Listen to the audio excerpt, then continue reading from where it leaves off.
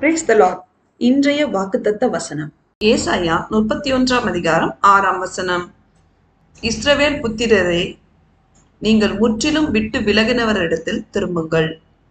கிறிஸ்துவுக்குள் அன்பானவர்களே, நாம் அனைவரும் பொய்யான விக்கிரகங்களை பற்றி கொள்ளாமல் நமக்கு எல்லாவற்றையும் தந்து நம்மை கிருபையாய் வழிநடத்துகின்ற நம் மகா பரிசுத்தம் உள்ள சேனைகளின் கர்த்தராகிய இயேசு கிறிஸ்துவையே பற்றி கொண்டு தீமைக்கும் பாவத்திற்கும் விலகி நம் பாவங்களை உணர்ந்து அவரிடத்தில் திரும்பி அவருடைய பிரியமான பிள்ளைகளாய் அவருக்கு கீழ்ப்படிந்து நடந்து அவருக்கு நன்றியோடு இருந்து சாட்சியாய் வாழ்ந்து அவருடைய மகா பரிசுத்தமுள்ள நாமம் மகிமைப்படும்படி நடந்து கொள்வோமாக.